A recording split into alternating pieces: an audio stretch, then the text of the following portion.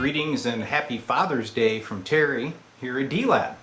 For Father's Day, I got the day off to play ham radio. So what I'm going to do is start the restoration process on the Ranger.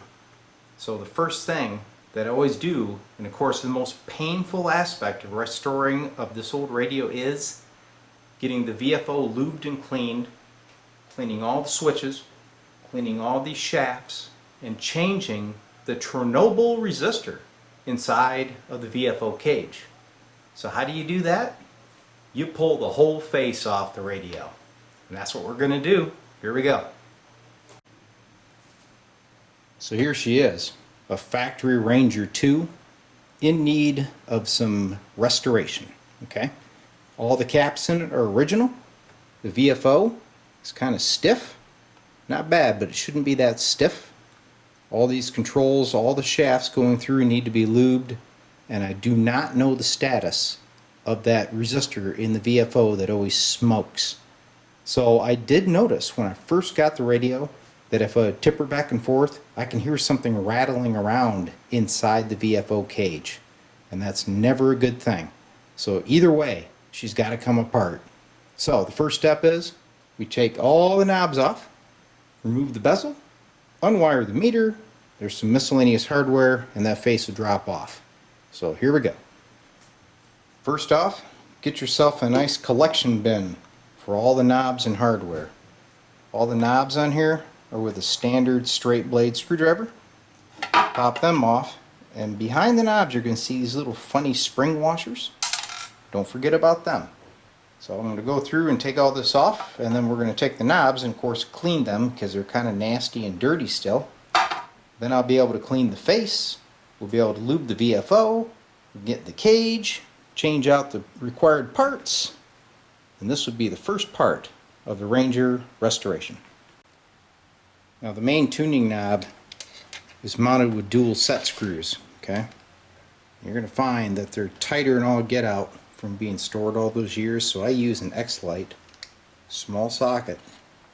I get him in there for a little bit of torque modification, and it still is fighting me. Wow. So take a little WD-40, blast it down there on those set screws. Hopefully that'll get in there, loosen them up, and we'll try it again.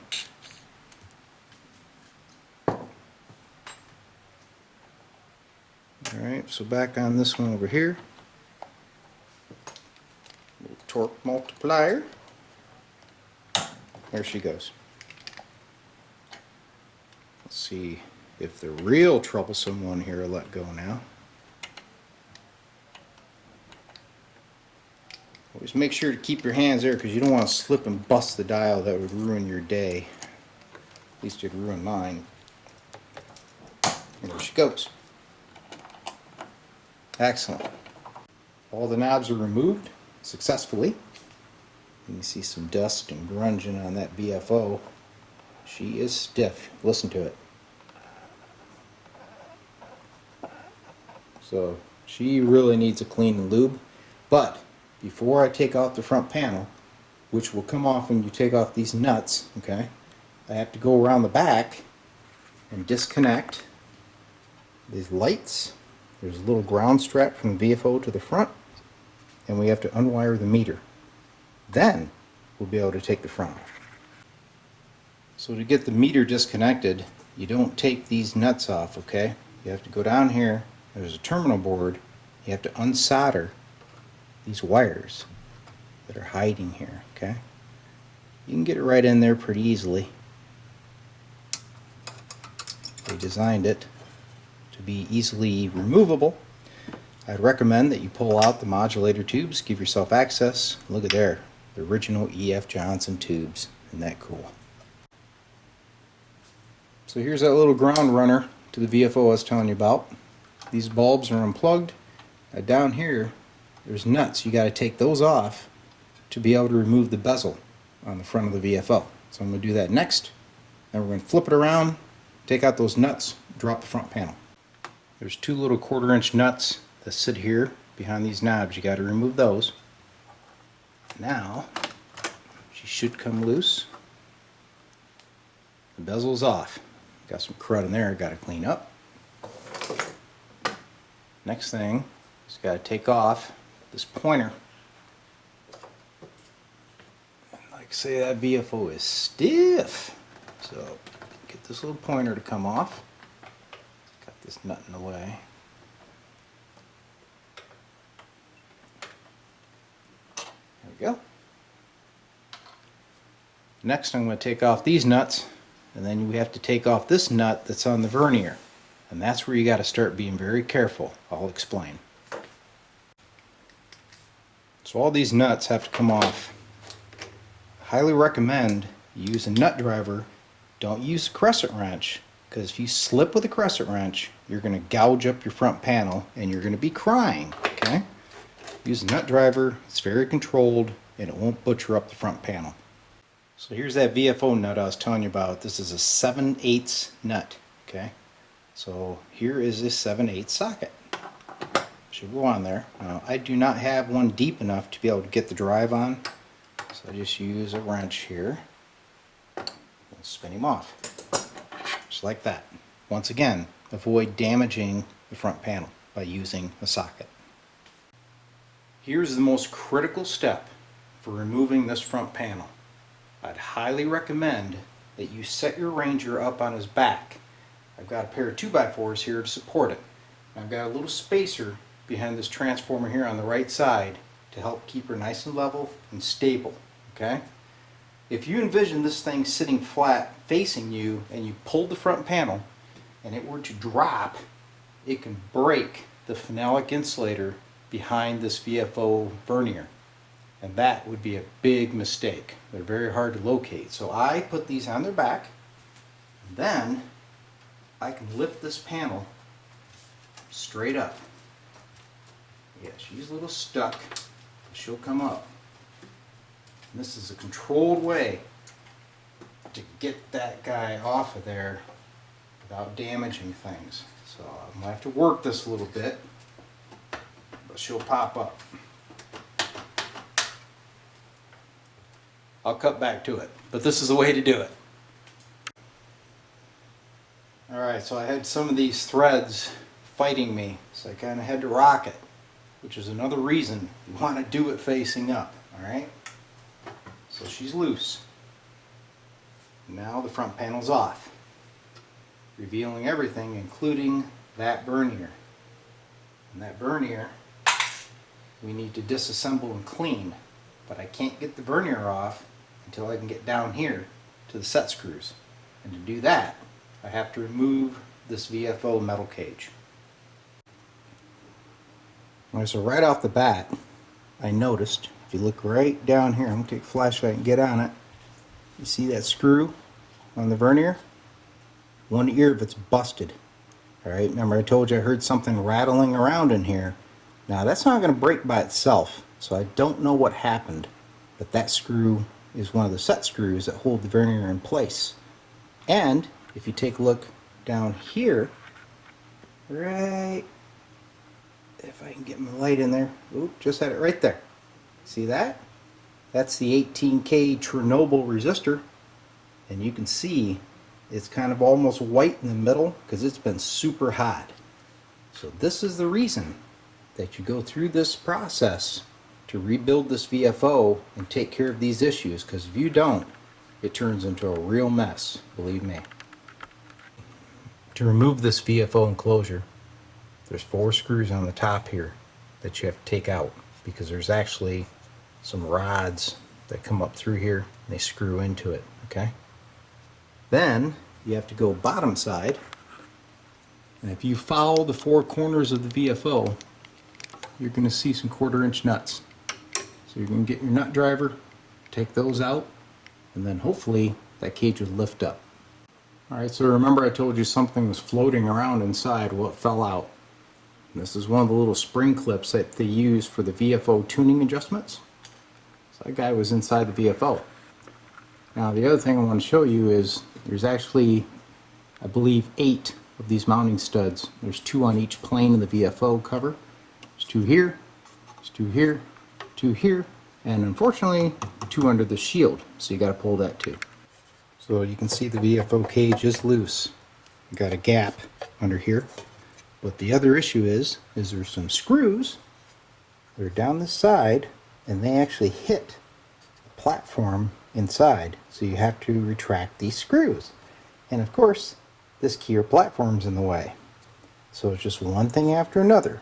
But the best thing to do is take your time and make sure to keep track of every screw and lock washer, because you don't want to leave anything inside this radio. Here we go. Up comes the cage. I've got those screws out of the side panel. So hopefully we don't have too much interference. Still hanging up a little bit over here. So there's still some resistance. Alright, so what I'm going to do is remove this side panel completely, so that maybe I can flex the aluminum a little bit if it needs it. Because we sure don't want to break anything at this point.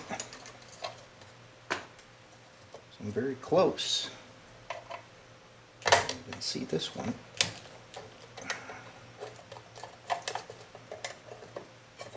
Alright, side cover's off.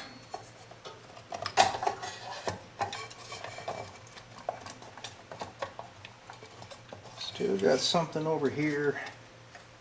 I think it's these little pop rivets. There she goes. There it is. Now look at the OA2. It's melted down. Man, it's a good thing I got in here. Mr. Chernobyl obviously is already bad. Wasted this guy. So this is a great time to get in here and fix this up. Alright, so I showed you the smoked OA2. You can see he's lost vacuum because of all that white on the top. So unfortunately the Chernobyl effect was already happening. You can see this is all overheated here. A piece of it's busted off. Thank God the socket itself is okay. So I'm going to put in the new resistor. We'll clean this up, get this 6AU6 out of here, and give this guy a full rebuild. Caught it just in time though. If you ran this radio, it would have went up in a ball of smoke. So there is the 18K resistor, better known as the Chernobyl resistor. He feeds the OA2. This is a voltage dropping resistor so that the OA2 can regulate the voltage to the oscillator in the VFO. So when this guy ages, changes value, you can't drop the voltage properly and the OA2 goes warp drive, and as you can see, can burn down the VFO cage. So that has to be changed. And what I replaced them with is these nice 5-watt ceramic types. Okay, so that thing will never fail again.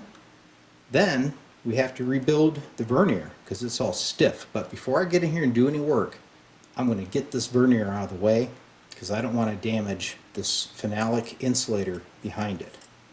So let's get that off of there. So I was able to get the one set screw out, but like I showed you, this one is actually physically broken. So I'm going to try to get in here with these angled long nose pliers and hopefully break it loose without breaking that phenolic. This is going to be tricky. So I've had zero luck getting the set screw out. So at this point, it's drastic measures, okay? I do not want to break that phenolic. That was the reason of being so careful in the first place, alright? It's very fragile. I'm not going to show this operation on camera because I don't want to damage my lens, but I have this cutoff bit. I'm going to get in here and I'm going to cut that slot deeper, and hopefully it'll be deep enough to get a screwdriver in. It's turning into quite the science experiment, isn't it? Alright, so now I have a new slot in that screw. I have to come through at this angle, looks like. Get a good bite. Got it. Bam! Look at there, people. Little ingenuity there. Vernier's out of the way, so now I don't have to worry about damaging this little phenolic guy. You know, these aren't that bad to replace if you have to, but the best thing to do is not break it when you're in here. Okay, so let's get Mr. Chernobyl out. He's wasted days. There it is. You can see a lot of discoloration here, cracking in the paint. This guy's toast. So the next step will be getting in here, desoldering those old leads off the tube pin and that terminal board. Now the solder up here has a lot of heat damage, so that should come off fairly easy. Just be very cautious when you do this so that you don't damage this tube socket, because changing that is not a lot of fun. New resistors in place. Now I've heard stories that guys actually reposition these below the chassis. They say because of the heat buildup, but this is a 5-watt resistor. The old one's about a 2-watt, I believe. This guy's not going to get hot at all. So this to me is the better fix. Plus, you're in here anyway, put it back in where the other one was. Alright, the next part of the task here is to rebuild this vernier. And maybe rebuild is not a good word, because what we're going to do is re-lube it, okay? The old lube in here is all gummed up. And that's why this guy is so tough to turn, alright? So we have to get in here, clean out all the old lube, re-lube it, put it back together, and it should be as smooth as butter, alright? But here's the problem. When they put this together, they actually put Loctite in here, or some type of a paint, some type of a varnish is trapped to keep this thing together. So getting it apart is not really that easy, but I have a trick. Let me show you. So this one was on there pretty good, so I ended up dousing it here in lacquer thinner. So now, let's see if that broke down that varnish, whatever that was in there. Just got to be as careful as you can with those threads. You don't want to damage them.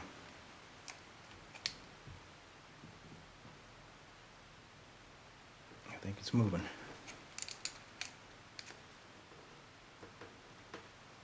Yep. She's moving. So just a little bit of thread damage. Nothing to worry about. Get this rubber back on here.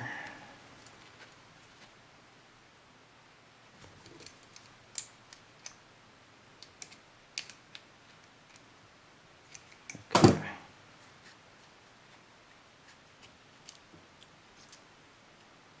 So there you go.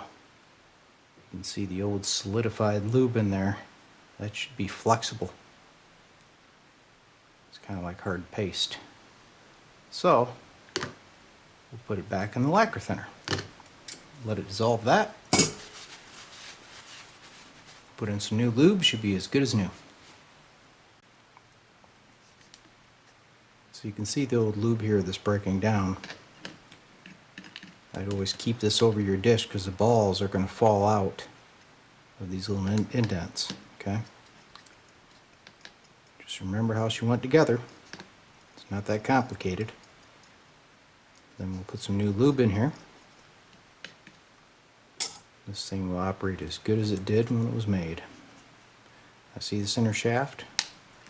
See how the balls are falling out? It's because that inner shaft will pop right out of there. You can see she's kind of dirty and gummed up too. So take your time, get her nice and cleaned up, put it back together with new lube. Alright, so what I use is this Phono lube. We also call it Lubriplate. Just take it.